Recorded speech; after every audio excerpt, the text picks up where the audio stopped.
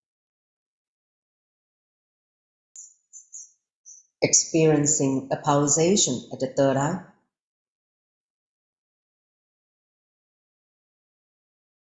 a tingling sensation at the third eye, inner space.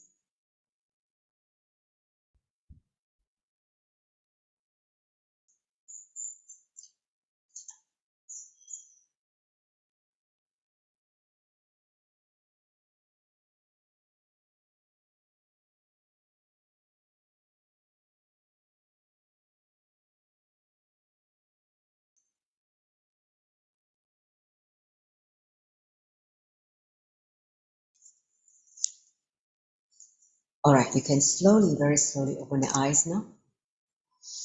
Well, we have more people now joined, some from India. Welcome. So let's go into the next slide after preparing ourselves to enter into the chapter 8, Akshara Brahma Yoga. So today, this is the flow we're going to go through. We'll recap for the benefit of people who are joining for the first time here, and also for people who attended last week. A quick recap what we went through last session in last Wednesday. So, and then we will touch on what is a summary of what this chapter is going to unfold. And then, as you know, today, the chapter is a very short chapter, which is talking about death itself. All the question you want to know, what is Bhagavan Sri Krishna's, sacred truth that he's going to share with the world about death. That he say your last memory follows the next birth. And he say death is a celebration, which is exactly what Swamiji said in Living Enlightenment book as well. And then he's going to make us understand death in a much more deeper level. And then he talked about thoughts on the divine. So these are the, in summary, what we're going to touch on today. So without further ado, let me just hand over to our Sri Vedavyasa to take us into this chapter. Nityanandam. Nityanandam, everyone. So let us start this session with a recap and with the mantra first. So let me first invoke mantra. Let me just invoke with the mantra Bhagavan Sri Krishna. Om Vasudeva Sutam Devam Kamsa Chanura Mardhanam Devaki Paramanandam Krishnam Vande Jagadgurum. This means, I salute unto you, Bhagavan Sri Krishna, Guru, Master of the world, Son of Vasudeva, Supreme Bliss of Devaki, Destroyer of Kamsa and Chanura. Now, let us go to the next mantra to invoke the sacred knowledge of Bhagavad Gita. Om Parthaya Pratibodhita Bhagavata Narayanena Swayam Vyasena Gratitam Purana Munina Madhye Mahabharatam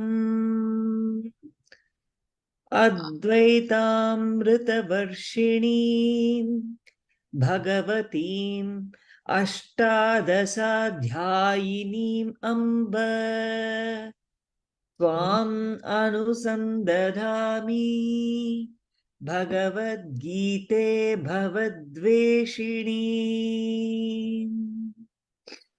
This means, Om, I meditate upon you, Bhagavad Gita, the affectionate Divine Mother, showering the nectar of Advaita, non-duality and destroying rebirth, incorporated into the midst of Mahabharata, of 18 chapters by sage Vyasa, the author of the Puranas, and imparted to Arjuna by Bhagavan Sriman Narayana himself.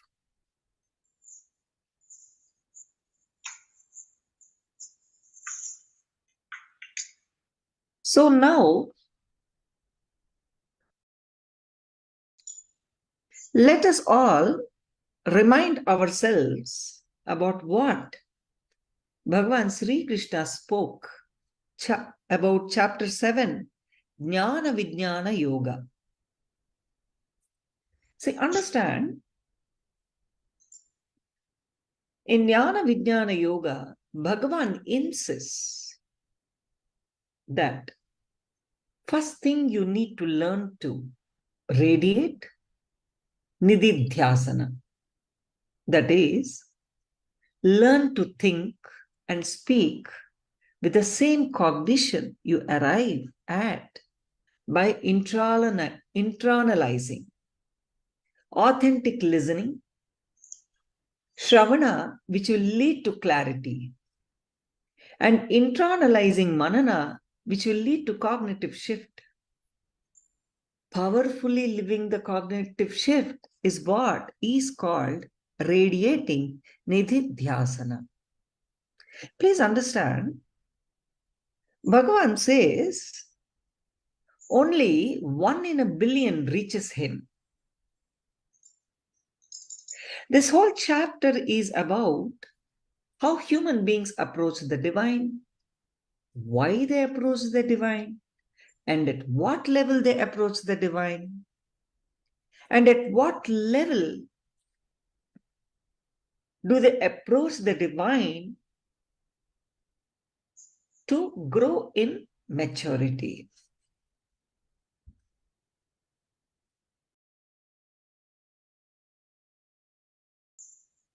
He says, approach the divine in the right way, right context. It's all about context, isn't it? He says, I am the thread, the sutra, the technique on which this whole existence is strung. He says, he is the unseen ultimate energy without which there can be no universe at all. He declares, I am eternal. And he speaks about 3 gunas, attributes, sattva, rajas, tamas. Bhagavan says the person who approaches him out of love and gratitude is the best person, for he is dear to the devotee, and the devotee is dear to Krishna. He says clearly, one who knows me dwells in me.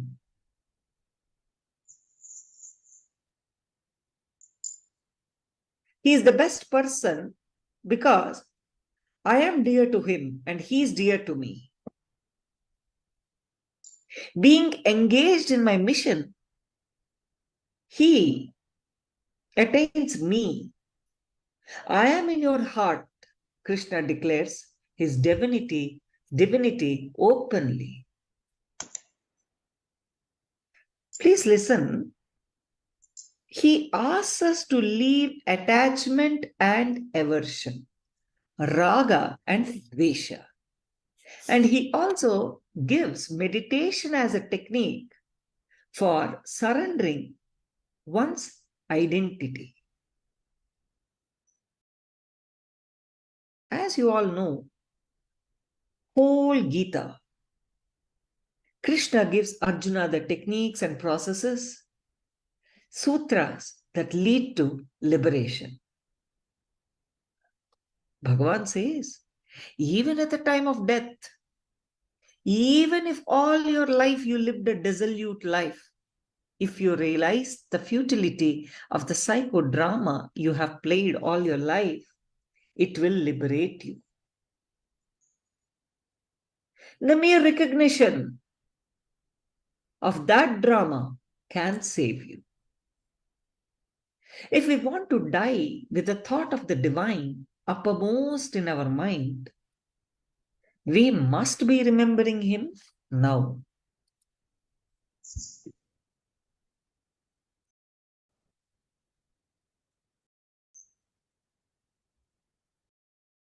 He is also in 7th chapter Also, he spoke about death, about next birth. And here he's continuing it in the 8th chapter, Akshara Brahma Yoga. Bhagavan is teaching the art of leaving the body, exiting. He says, death is our ultimate fear. Anyone who claims not to be disturbed by the thought of death is only lying. The moment we understand death, our life becomes a celebration. Krishna reveals the secret of death, understanding which we can live even our death.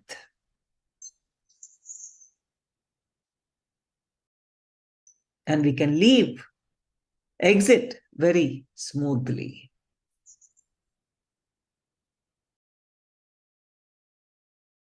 Bhagavan clearly says, your last memory follows you in next birth. When we understand how we assume body, we will know how we leave it. We create our whole body out of our fear, greed, guilt, and our engraved memories. These are called the root thought patterns, samskaras. We take body to work them out, experience them, and enjoy them. The problem is that after coming down into the body, we forget what we came down for. The samskaras and desires that we brought to live out and complete, we forget them.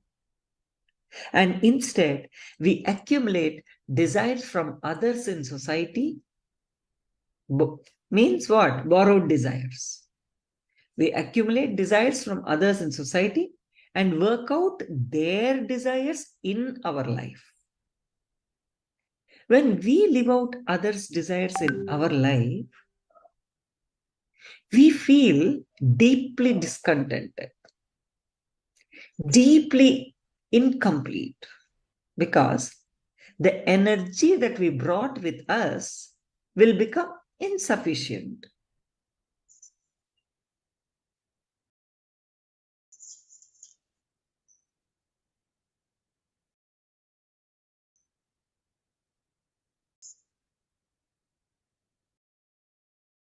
Death is a celebration, Bhagavan says.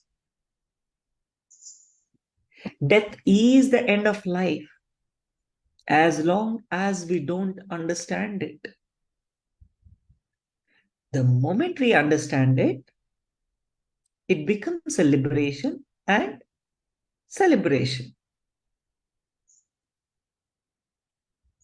A man who is unable to understand death is like the living dead. A person who understands death will live even after his death. When we understand that this life and the departure from this life is a journey in a continuous cycle of birth and death, there is no urgency in living this life. And there is no fear in leaving this life also.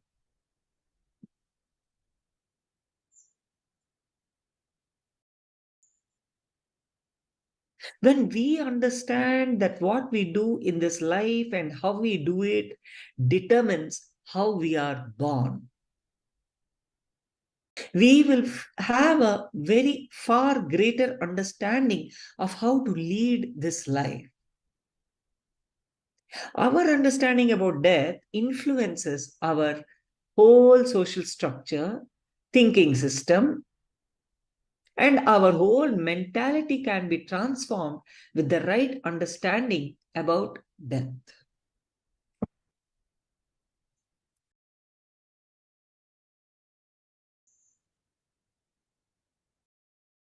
Bhagavan speaks about karma.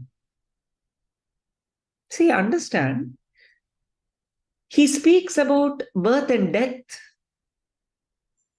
And when he says karma, karma refers to the unfulfilled desires that we create over many births, which pull us back again and again to take birth and fulfill them. Let me tell you the types of karma. We have 3 types of karma: Sanchita, Prarabdha, and Agamya. Sanchita karma is our complete bank of unfulfilled karmas, like our safety deposit or the files archived in our office vault. Our bank. Prarabdha karma are those karmas that we have brought and come into this life, like files in filing cabinets, which we access and work on regularly. Now, what is Agamya? There is the third karma called Agamya karma. These are like the new files on our table that we keep creating, new karma that we create in every life. So understand, we must exhaust all these 3 types of karmas to experience enlightenment. And Krishna says here, O best of embodied beings,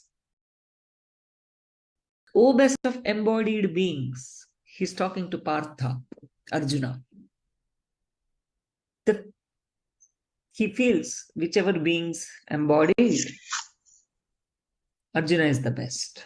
O best of embodied beings, the physical nature that is constantly changing is called Adhibhuta, universal form of the Lord, which includes all the demigods. All the demigods.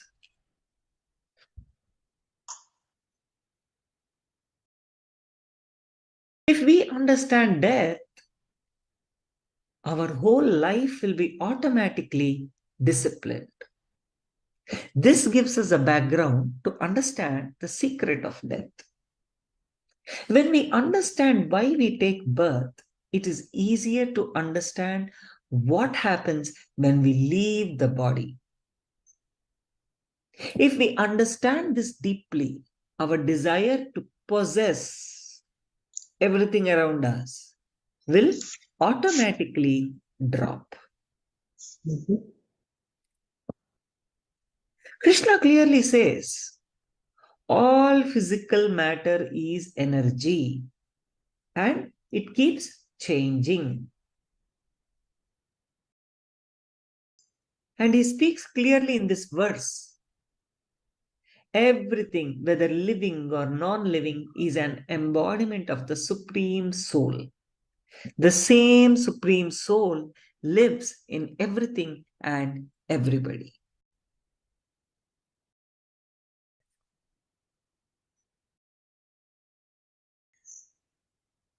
This whole chapter is about the secret of death. He says, whoever at the end of his life quits his body, remembering me alone, at once attains my nature. Me alone means superconsciousness.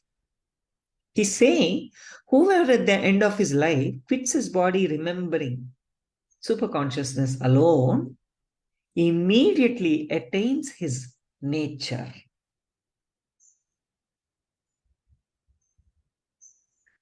Let me chant for you.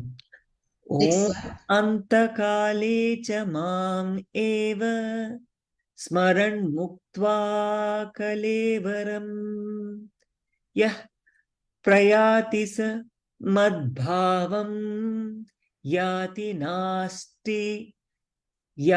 nastyatra samsara